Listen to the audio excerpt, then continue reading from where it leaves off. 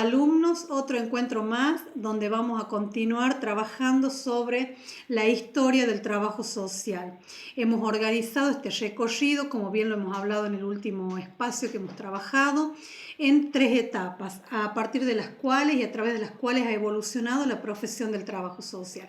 En este caso, vamos a detenernos en la primera etapa, en la asistencia social, para lo cual vamos a trabajar con la 5ª edición del libro de Norberto Alayón, Hacia la historia del trabajo social en Argentina, que ustedes lo tienen entre sus apuntes. Es el libro más grande que tienen.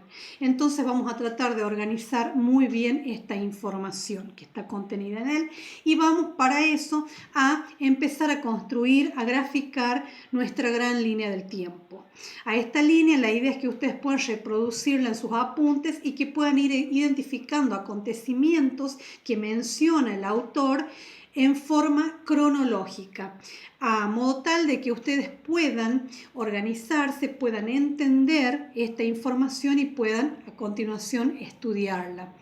Entonces yo les voy a mostrar esta línea del tiempo, que después se las voy a enviar por supuesto como documento para que la consulten, y la idea es que ustedes puedan ir en base a su lectura del material agregando acontecimientos, pero en forma organizada, cronológica.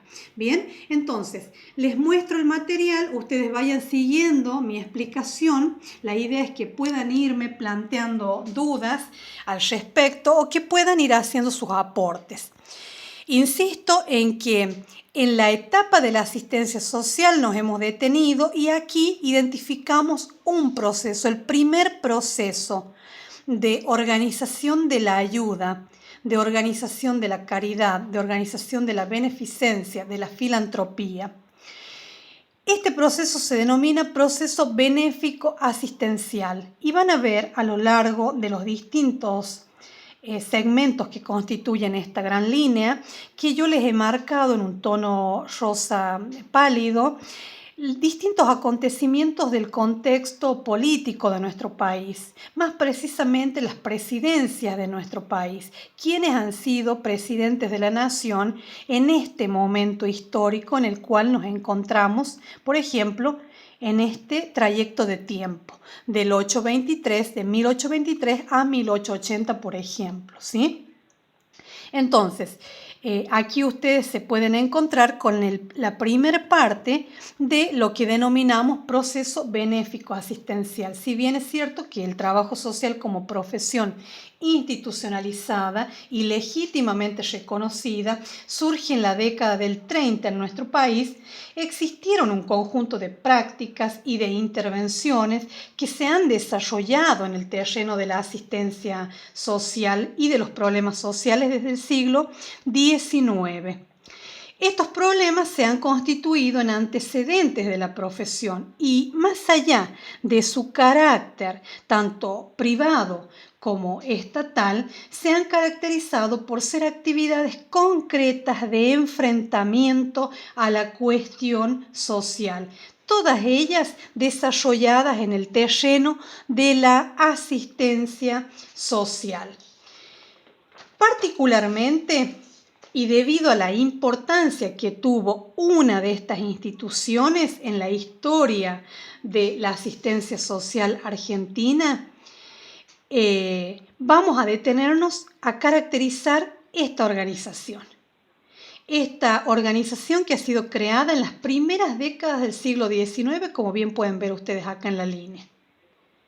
Vamos a comenzar a caracterizar la sociedad de beneficencia, para luego abordar la asistencia social pública, que a través de organizaciones, de instituciones, de legislaciones, han constituido respuestas de enfrentamiento a esa cuestión social de la época. Y hay cuestiones que tienen que ver con el contexto, como antes les decía, con el contexto político, económico, social, cultural de nuestro país, que no podemos dejar de ver, porque esos acontecimientos, eso que ha sucedido en el contexto, en el afuera, en la sociedad, es lo que ha determinado diversos modos de intervenir y es lo que ha determinado y le ha dado forma y nombre a esto que estamos ahora conociendo, a esto que estamos organizando y analizando y que le llamamos asistencia social y proceso benéfico asistencial, ¿sí? Entonces, es importante acá y ustedes lo pueden ver que en la parte superior de la línea les he destacado algunos aspectos que en este momento, en este fragmento de la línea, tienen que ver, por ejemplo, con la cuestión económica de nuestro país, que no la podemos descuidar, y que son la causa de esto que ha sucedido a modo de acontecimiento en la profesión y que surge, como dijimos ya, como respuesta o como forma de enfrentar la cuestión social de la época, los problemas sociales de la época. La incorporación de nuestro país al capitalismo mundial, por ejemplo, como proveedor de productos agroganaderos y conducido por un Estado restrictivo y limitado en sus intervenciones, hizo necesario que desde la cátedra analicemos todos estos movimientos sociales, distintos movimientos sociales y fuerzas significativas que han contribuido a la construcción de estrategias de regulación social sobre el Estado y que han influido directa o indirectamente sobre la constitución de la profesión del trabajo social, como por ejemplo lo fue el movimiento de los médicos higienistas. El movimiento de los médicos higienistas es parte de uno de los movimientos o constituye el principal movimiento de la asistencia social pública. La principal característica de la asistencia social pública fue el movimiento de los médicos higienistas y se dio o estuvo presente bajo la concepción paramédica. ¿Por qué? Porque el proceso benéfico asistencial tuvo dos concepciones o dos modos de enfrentar la cuestión social o los problemas sociales, dos formas de intervención distintas. Una, la concepción paramédica y la siguiente es la concepción parajurídica. Ya las vamos a desarrollar en un momento. Aparte de los médicos higienistas, encontramos el movimiento de los católicos sociales y el movimiento social obrero. Lo menciono y lo destaco a esto porque va a formar parte del práctico integrador de estos temas, ¿sí? Bien, volvemos al principio de la línea donde hablamos de la sociedad de beneficencia. Ustedes saben, los que ya han leído el libro, o si no, seguramente muchos lo están leyendo ahora. Vean que hasta el año 1822, es decir, un año antes del 1823, la asistencia estaba directamente vinculada a la Iglesia Católica y conformaba un modelo que se basaba en tres pilares. Uno de esos pilares era el Estado colonial, que estaba a cargo de cuestiones sanitarias solamente. Otro de los pilares fue la Orden de los Betlemitas y la Hermandad de la Santa Caridad. Estos tres movimientos, estas tres organizaciones tenían a cargo o estaban a cargo absolutamente de todo lo que tenía que ver o de todo lo concerniente a la asistencia social hasta antes del 23. ¿Sí? Además de que no podemos olvidar la labor que desempeñaban los jesuitas, hasta que fueron expulsados de nuestro territorio en el siglo XVIII. Lo menciono esto también porque ustedes lo han visto en el apunte anterior donde hemos trabajado con la primera edición del libro de Norberto Alayón y ustedes también lo han trabajaron las reducciones jesuíticas con el profesor Gustavo en el libro de Jorge Torres Díaz. Por eso lo menciono. Bien. La cuestión es que en el 1820, a 4 años de declarada la independencia de nuestro país y luego de un periodo de guerra civil, como sabrán, entre Buenos Aires y el interior del país, asume como gobernador de Buenos Aires Martín Rodríguez. ¿Por qué es importante mencionarlo a Martín Rodríguez? Porque él designa a Bernardino Rivadavia como ministro de Gobierno y de Relaciones Exteriores. Y Rivadavia introduce una serie de modificaciones en la vida política, económica y social de Buenos Aires. ¿sí? Por ejemplo, sanciona en el 22 la ley de reforma del clero y con ella expulsa a estas órdenes religiosas de las cuales hablábamos antes, ¿sí? Las expulsa del terreno de la asistencia y limita el poder y participación de la Iglesia en la vida política de nuestro país. Es así que, como lo pueden ver acá, el 2 de enero de 1823, por decreto firmado por Martín Rodríguez y refrendado por Rivadavia, se crea la Sociedad de Beneficencia. ¿Qué es lo que a mí me interesa que vean de esta organización? ¿Cuáles han sido sus objetivos y cuáles han sido sus funciones principales? Entre los objetivos, por ejemplo, encontramos la perfección moral, el cultivo del espíritu en el bello sexo, la preparación para el mundo de la industria. Recuerden siempre que la Sociedad de Beneficencia es una organización social creada y destinada exclusivamente a un grupo poblacional, a las mujeres y niños, ¿sí?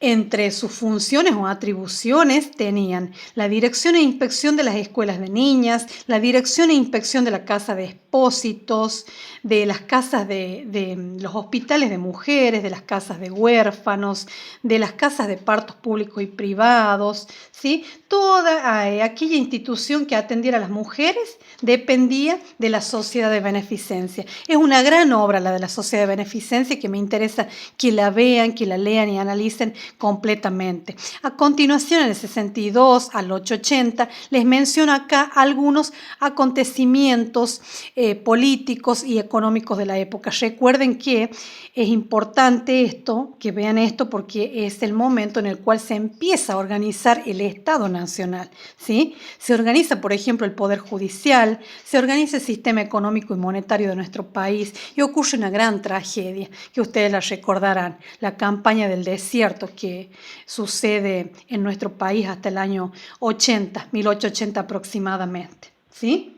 Luego, aquí comenzamos y van a ver el inicio de otro gran momento en el que ya estuvimos antes cuando hablamos de la asistencia social pública, de la concepción paramédica y de la concepción parajurídica, que son las dos concepciones que estuvieron concepciones de la asistencia social que estuvieron presentes en ese tiempo durante el proceso benéfico asistencial en nuestro país, ¿sí? Los médicos higienistas. Los médicos higienistas, es interesante que ustedes recuerden que han desarrollado una intensa actividad, no solo en el campo sanitario, sino también en el campo social. Ellos han sido uno de los primeros grupos en advertir las consecuencias de la cuestión social en el país y de proponer medidas concretas para enfrentar esa cuestión social.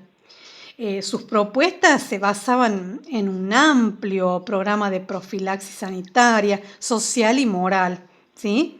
Siempre privilegiando la prevención. Dirigieron su atención a las condiciones de vida, vivienda, alimentación, así como a las condiciones de trabajo y de los hábitos y costumbres de la población a la cual asistían. Y aquí ustedes se van a encontrar con el año 1924. Y aquí mencionamos a un médico muy importante dentro del movimiento de los médicos higienistas en nuestro país, el doctor Alberto Swank. ¿Por qué es importante? Porque él creó en nuestro país el curso de visitadoras de higiene social, ¿sí? Y aquí pueden ver, por eso hablamos de la concepción paramédica, ¿sí? Que nace con el doctor Swank y el doctor Alejandro del Río en Chile. Por eso van a encontrarse en la línea con una única mención que hago a otro país que no sea la Argentina, y es Chile. ¿Por qué? Por el doctor Alejandro del Río, justamente, porque él ha sido un fiel exponente, además de ser médico psiquiatra y sociólogo. Él ha sido un fiel exponente de un tipo de mentalidad de médico rey, al igual que Alberto Swank en la Argentina, ¿sí? Representaba algo así como una monarquía, cuyo trono ocupaba el médico, y los demás eran sus súbditos. Había una marcada concepción del individuo que por su relación intrínseca con concepciones como la vida, la muerte, la salud y la enfermedad, asume un estatus que lo convierte al médico en el centro del universo, ¿sí?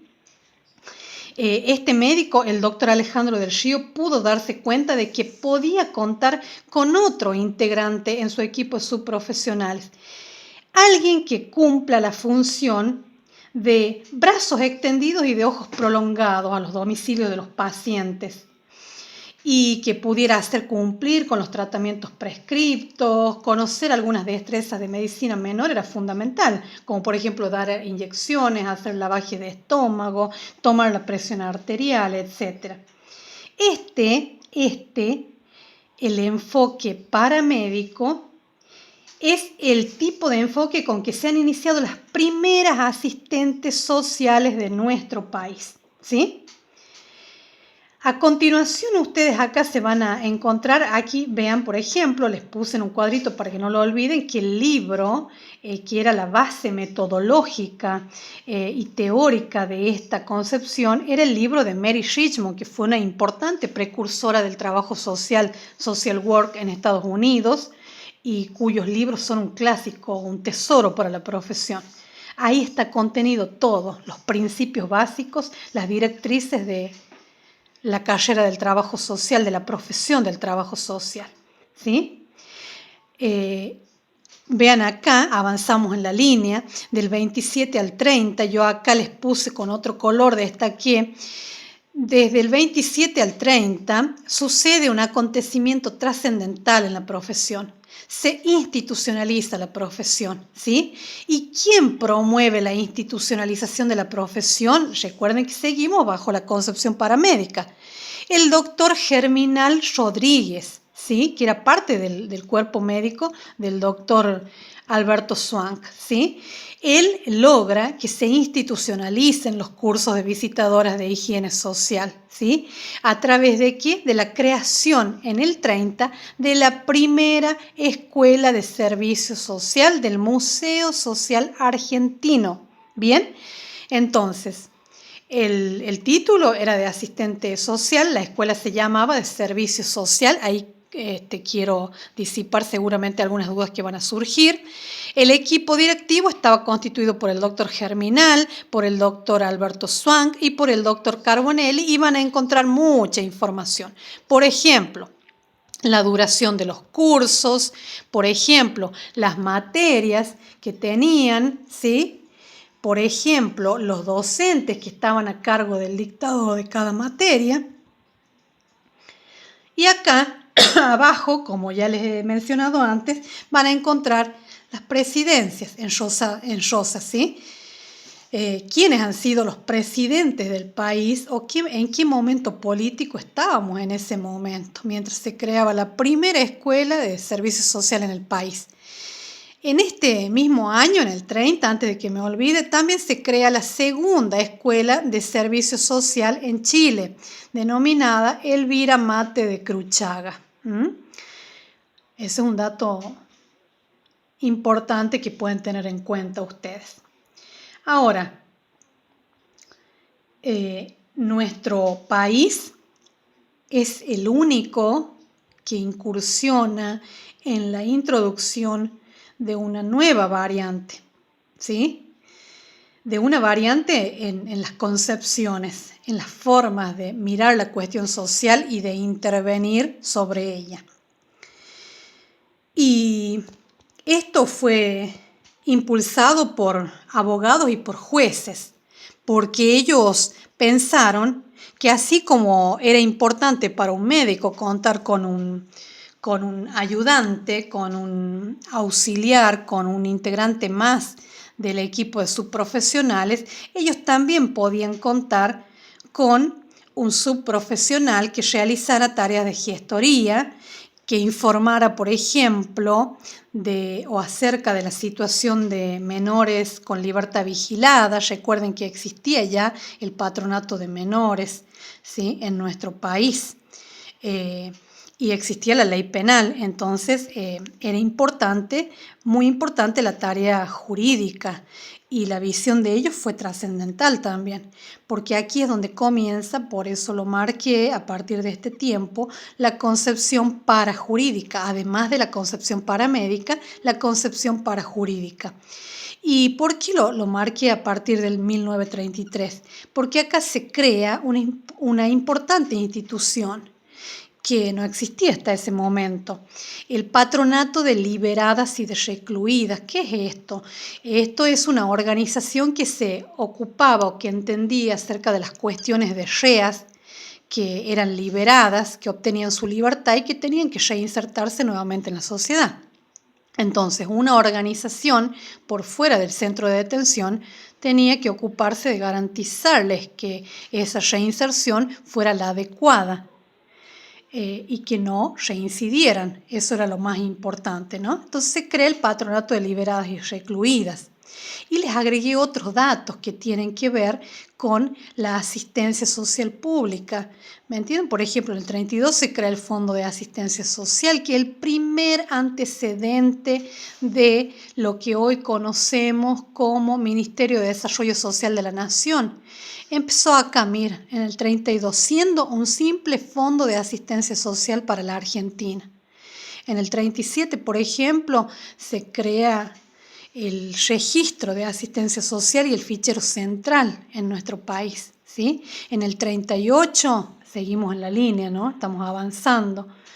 Los cursos de visitadoras de higiene social que duraban 2 años se extienden a 3 años de duración, por ejemplo. ¿Ven cómo vamos progresando? Aquí ya estamos en la presidencia de José Uriburu, de Agustín Justo, de Roberto Ortiz, de Ramón Castillo, ¿sí? Está a punto de suceder algo muy importante en la historia de nuestro país. Vamos a ver a continuación. Llegamos al año 41. Por supuesto que ustedes acá pueden seguir incorporando datos a esta línea. La idea es que esta línea sea muy grande. Entonces, ustedes a medida que vayan leyendo, porque esto es orientador, es organizador de la información, ¿sí? La idea es que a medida que ustedes vayan leyendo, vayan incorporando mayor cantidad de datos para que esto les sirva de guía a la hora de sentarse a estudiar la unidad 1, ¿sí? Entonces, espero que ese sea el objetivo que realmente cumpla esta línea del tiempo, ¿sí? En el 41, por ejemplo, como pueden ver ahí, se crea la Escuela Argentina de Asistentes de Menores y Asistentes Penales. ¿Por qué? Porque ya existía el patronato de menores, existía la concepción parajurídica, existía el patronato de liberadas y de recluidas y se necesitaba de un cuerpo de mujeres. Recuerden que la profesión estaba constituida hasta ese momento solamente por mujeres. Entonces, quienes cumplían funciones de visitadoras de higiene social eran mujeres, asistentes sociales mujeres. Y acá se crea otra escuela que estaba dirigida, por supuesto, a mujeres para formarse como asistentes de menores y asistentes penales, ¿sí?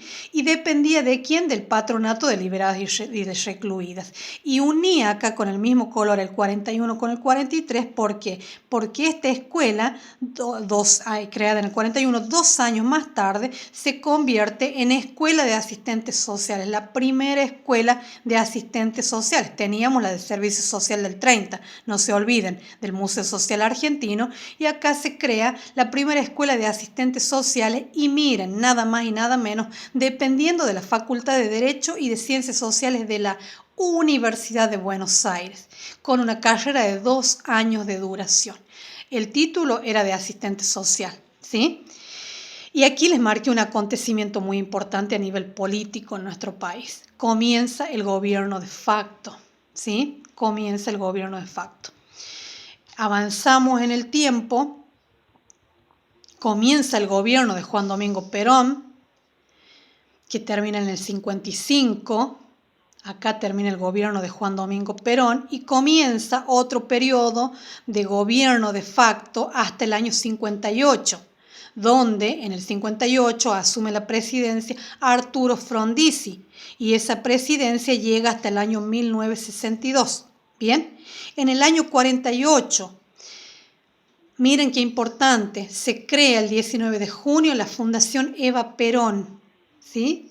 Una fundación que presidía Eva Perón en ese momento, esposa del presidente Juan Domingo Perón. Lo que me interesa que vean de esta fundación es cuáles fueron los objetivos de creación y cuál fue la función que tuvo a nivel territorial, a nivel país, esta fundación. Otra cosa que quiero que vean, ¿por qué desaparece esta fundación? ¿Por qué organización es reemplazada en el 55 cuando lo destituyen a Juan Domingo Perón? ¿Y qué pasó con lo que quedaba de recursos de esta fundación? Eso quiero que vean, ¿sí? En este mismo año se crea también la Dirección Nacional de Asistencia Social, que como les dije anteriormente, en la parte anterior de la línea, comenzó siendo un simple registro de asistencia social. Después fue fichero y miren en lo que termina, en una Dirección Nacional de Asistencia Social, que después, años más tarde, se convierte en lo que hoy conocemos como Ministerio de Desarrollo Social de la Nación. En el 50, 51, 52, 53 hasta el 55, la formación de visitadoras de higiene social de la Facultad de Ciencias Médicas de la Universidad de Buenos Aires, de 3 años de duración pasa a tener 4 años de duración, mucho más compleja la formación y mejor la calidad de la misma, ¿sí? Llegamos hasta ahí con esta línea. Aquí termina este espacio, este encuentro. La idea es que ustedes hayan recorrido junto conmigo y con la lectura del libro al mismo tiempo esta parte de la etapa del trabajo social